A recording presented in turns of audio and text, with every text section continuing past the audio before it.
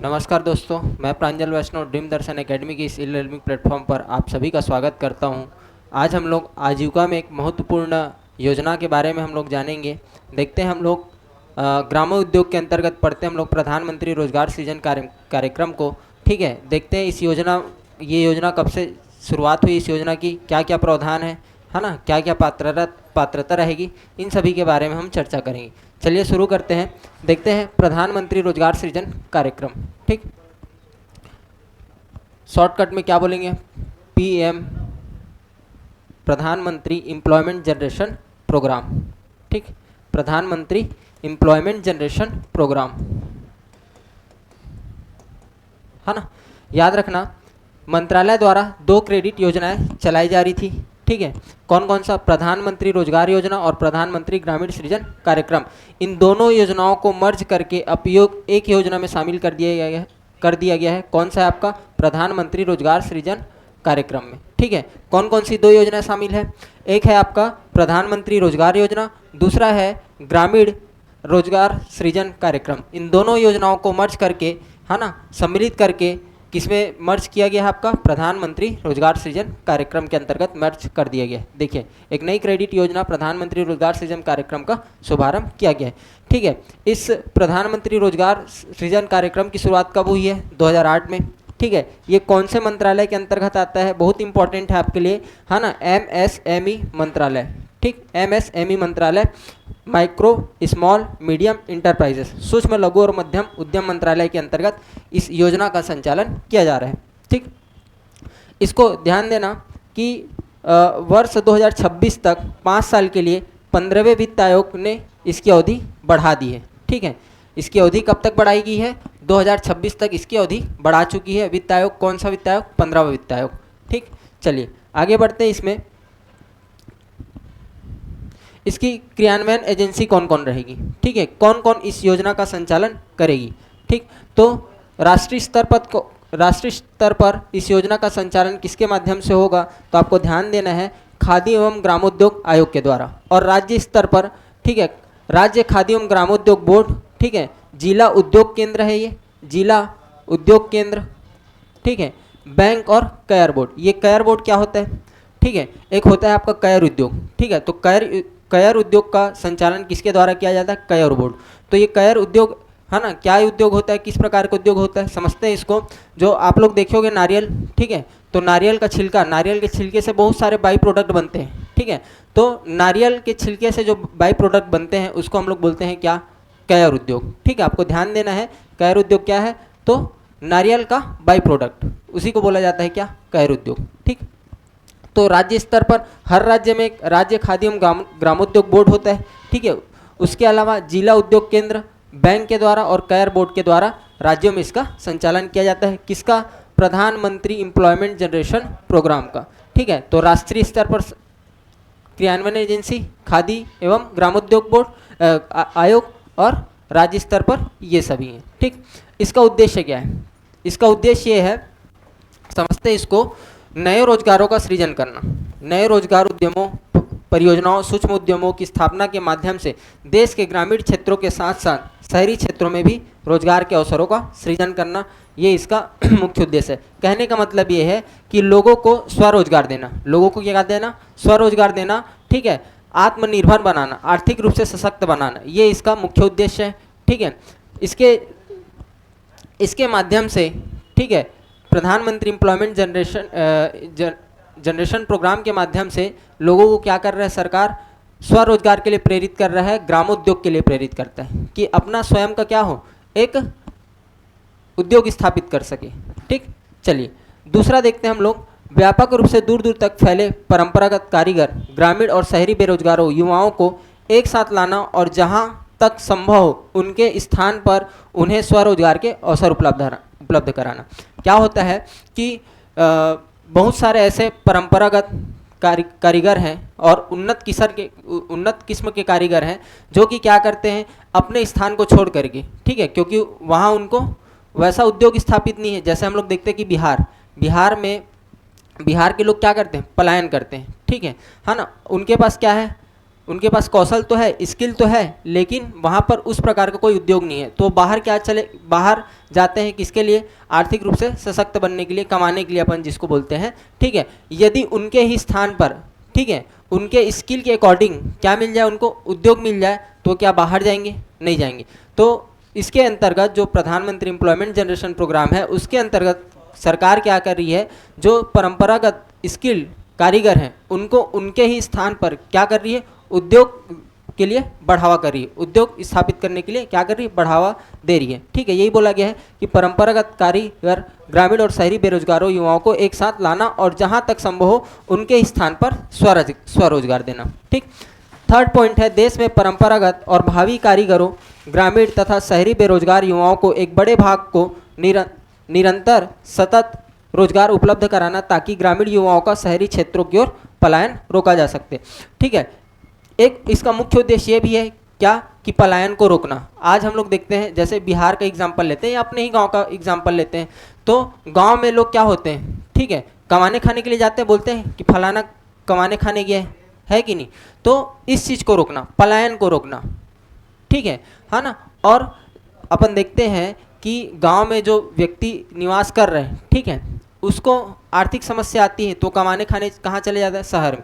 शहर में क्योंकि रोजगार बहुत सारे रोजगार उपलब्ध होते हैं, गांव में रोजगार उपलब्ध नहीं होता, ठीक है, खेती के अलावा और बहुत सारे रोजगार उपलब्ध नहीं होते, लेकिन शहर में रोजगार की कमी नहीं है, हर एक क्षेत्र में आपको रोजगार मिल जाएगा, ठीक है। तो इस तरीके से पलायन को रोकना भी क्या है, इसका एक मुख्य उद्देश्य है, ठीक। तीसरा पॉइंट, अपन चौथा पॉइंट देखते हैं कि श्रमिकों और कारीगरों को, चौथा पॉइंट यहाँ पर ये दिया गया है, श्रमिकों और कारीगरों की मजदूरी अर्जन क्षमता को बढ़ाना, वेज अर्निंग कैपेसिटी को बढ़ाना, ठीक है, ग्रामीण तथा शहरी रोजगार की विकास दर में योगदान देना, ठीक है। किस प्रकार से वेज अर्निंग कैपेसिटी को बढ़ा सकते हैं, देखिए शहर में अपन देखते हैं कि कंपटीशन ज़्यादा है, ठीक है। जैसे यहाँ पर समझिए, यहाँ पर एक कपड़ा दुकान है, ठीक है, ये दो कपड़ा दुकान है एक मार्केट में, ठीक है, ये भी कपड़ा बेच रहा है, ये भी कपड़ा बेच रहा है, ठीक। अब इसमें कोई मजदूर काम करता है ना। अब इस मजदूर को यदि इस कपड़ा दुकान में ज़्यादा क्या मिलेगा, मजदूरी मिलेगा, तो इसको छोड़ के आ सकता है, ठीक है। तो मजदूरों के क्या हो रहा है, अर्जन क्षमता में क्या हो रही, वृद्धि हो रही। अगर किसी ग्रामीण क्षेत्र में, ठीक है, अगर उद्योग स्थापित होते हैं, अगर मान ले जाए एक उद्योग है, तब तो उसको जो उद्योग का मालिक बोले कि आपको 200 रुपये रोजी में काम करना है, तो 200 रुपये में उसका मजबूरी होगा करना। लेकिन अगर ज़्यादा उद्योग स्थापित हो तो उसके मजदूरी अर्जन क्षमता में क्या होगी, वृद्धि होगी। अगर वो 200 दे रहे हैं, अगर वहाँ ज़्यादा देंगे 400 देगा, तो जहाँ ज़्यादा दे रहे हैं वहाँ जाएंगे, तो इससे क्या होगा, मजदूरी अर्जन क्षमता में वृद्धि होगी, ठीक है। तो एकदम फिंगर पॉइंट में याद रखना है, पहला है स्वरोजगार उपलब्ध कराना, ठीक। दूसरा ये है कि जो परंपरागत कारीगर, कुशल कारीगर हैं, उनको उनके स्थान पर स्वरोजगार उपलब्ध कराना। तीसरा ये है पलायन को रोकना, ठीक है। और चौथा ये है मजदूरी अर्जन क्षमता को बढ़ावा देना, ठीक।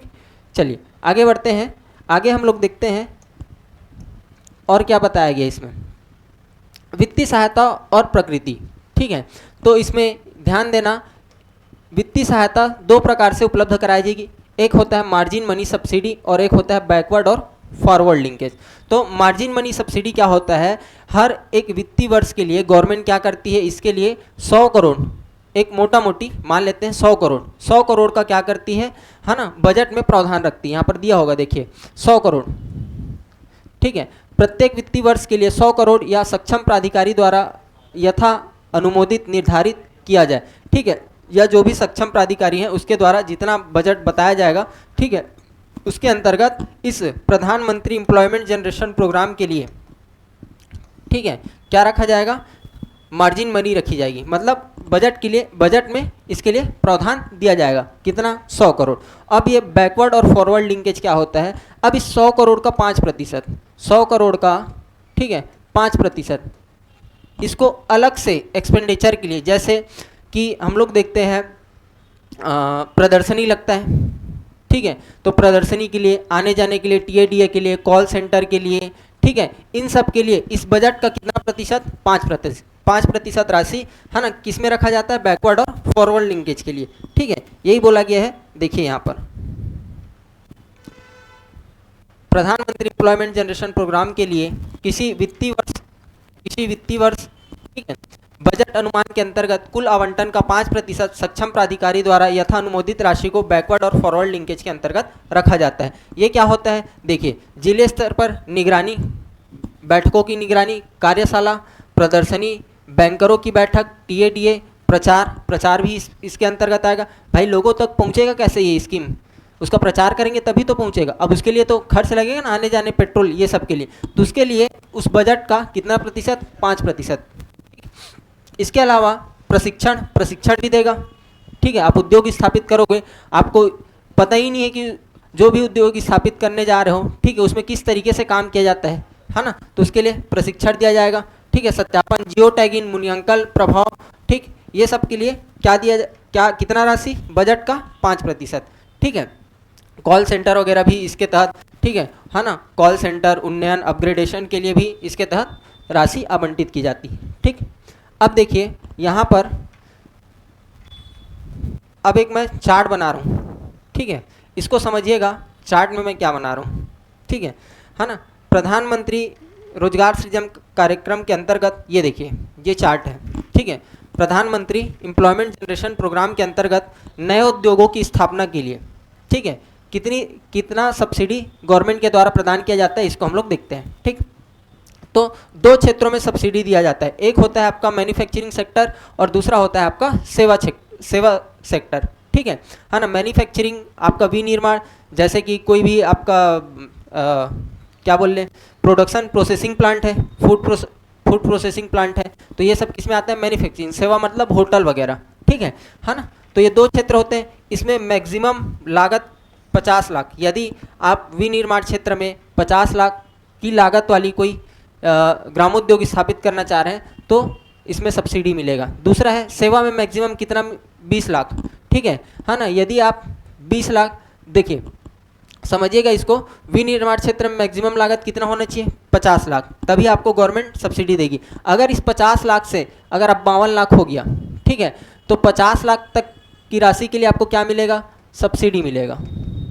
और बचा कितना, 2 लाख, तो 2 लाख आपको स्वयं वहन करना पड़ेगा, या तो आप बैंक से फाइनेंस ले सकते हैं या अपने जेब से दे सकते हैं। ठीक, तो मैक्सिमम कितना यहाँ पर बताया गया, 50 लाख। सेवा क्षेत्र के लिए मैक्सिमम कितना, 20 लाख। ठीक है, अब क्षेत्र देखते हैं, तो सामान्य क्षेत्र में जो लाभार्थी रहेगा, ठीक है, यदि अगर वो, समझिए यहाँ पर कि 10 लाख, ठीक है, यदि 10 लाख का क्या कर रहे हैं, वो उद्योग स्थापित कर रहे हैं, तो सबसे पहले लाभार्थी कितना देना पड़ेगा, स्वयं 10%। ठीक है, लाभार्थी को 10% पहले देना पड़ेगा। उसके बाद सब्सिडी कितना मिलेगा, शहरी क्षेत्र में 15% और ग्रामीण क्षेत्र में 25%। मतलब इस 10 लाख का 10% लाभार्थी स्वयं दिया। ठीक है, उसके बाद अगर मैं शहरी क्षेत्र में स्थापित हो रहा है, समझिए इसको, शहरी क्षेत्र में अगर कोई उद्योग स्थापित हो रहा है तो लाभार्थी, इसको सब्सिडी कितना मिलेगा, लाभार्थी को 15%, इसको देगा गवर्नमेंट। उसके बाद बचा कितना, 75%। कितना बचा, 75%, ये इसको लोन के माध्यम से बैंक देगी। ठीक, क्लियर है, इसको ध्यान दीजिएगा, नए उद्योगों की स्थापना के लिए। ठीक है, विनिर्माण क्षेत्र में मैक्सिमम 50 लाख, सेवा क्षेत्र में मैक्सिमम 20 लाख की लागत पर आपको सब्सिडी दिया जाएगा। कितना सब्सिडी मिलेगा ये बताया गया। तो सामान्य वर्ग के लिए, ठीक है, सामान्य वर्ग के लिए जो लाभार्थी है उसको स्वयं कितना देना पड़ेगा, 10%। ठीक, और शहरी क्षेत्र में कितना मिलेगा, 15%, और ग्रामीण क्षेत्रों में कितना मिलेगा, 25%। विशेष क्षेत्र में आपको याद रखना है कौन कौन विशेष वर्ग के अंतर्गत आएंगे या विशेष श्रेणी के अंतर्गत आएंगे, तो आपको ध्यान देना है ST, SC, OBC, महिला, अल्पसंख्यक, भूतपूर्व सैनिक, ठीक है ना, ट्रांसजेंडर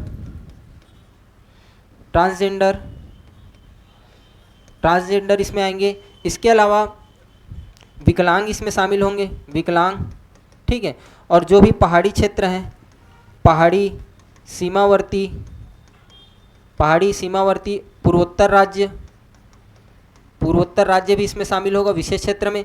इसके अलावा आपको ध्यान देना है आकांक्षी जिला, कौन शामिल होगा, आकांक्षी जिले में जो लोग निवास कर रहे हैं वो भी इसके अंतर्गत विशेष क्षेत्र के अंतर्गत आएगा। तो आपसे पूछ सकता है कि नए प्रधानमंत्री एम्प्लॉयमेंट जनरेशन प्रोग्राम के अंतर्गत, ठीक है, जो नए उद्योगों की स्थापना के लिए जो विशेष श्रेणी है उसमें कौन कौन शामिल है या कौन कौन शामिल नहीं, इस तरीके से आपसे क्वेश्चन पूछ सकता है। ठीक, तो ध्यान देना है, सामान्य क्षेत्र में 10% है और विशेष क्षेत्र या विशेष वर्ग के लिए कितना प्रतिशत है? लाभार्थी का अंशदान 5% है।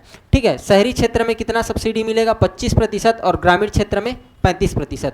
कहने का मतलब ये है, अगर समझिएगा यहाँ पर इसी में समझा रहा हूँ 10 लाख का एग्जाम्पल लेके, ठीक है, या 10 नहीं 100 समझ लिए। यदि आप 100 रुपये लागत है, आपका क्या है, 100 रुपये लागत है किसी भी उद्योग को स्थापित करने के लिए, ठीक है, तो इसमें आप लाभार्थी कितना देगा, या मैं स्वयं मैं उद्योग स्थापित कर रहा हूँ तो मेरे को कितना देना पड़ेगा? 5%, मतलब ठीक है ना, 5% मेरे को देना पड़ेगा। उसके बाद मेरे को, अगर मैं शहरी क्षेत्र में लगा रहा हूँ तो 25% मेरे को क्या मिलेगा? गवर्नमेंट की तरफ से सब्सिडी मिलेगा, ठीक है। और जो बाकी है, बचा कितना है? 70%, ठीक है, बचा कितना? 70%।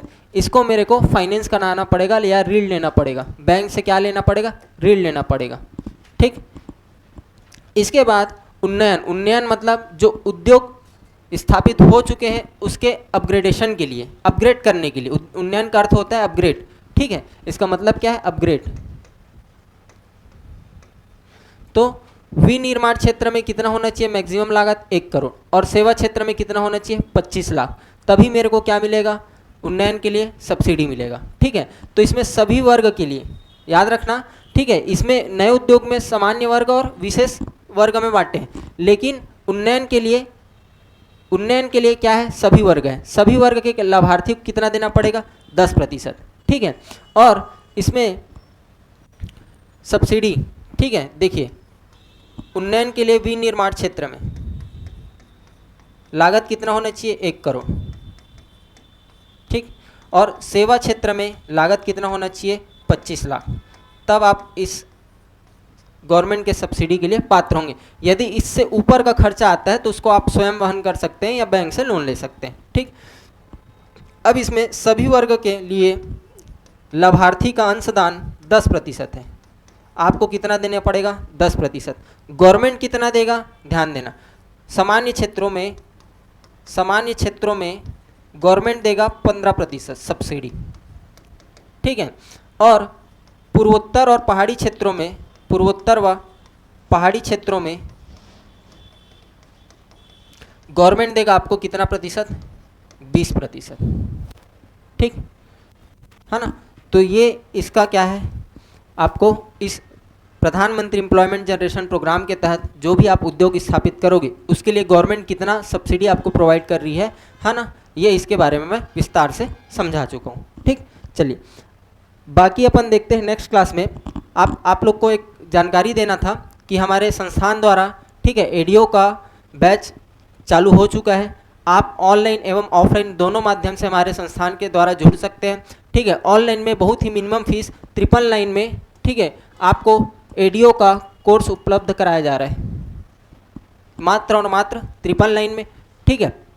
नीचे नंबर स्क्रॉल हो रहा होगा, आप अधिक जानकारी के लिए उस नंबर पर फ़ोन कर सकते हैं, ठीक है। आप गूगल प्ले स्टोर में जाकर दर्शन,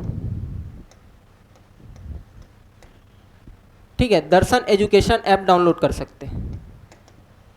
कौन सा ऐप?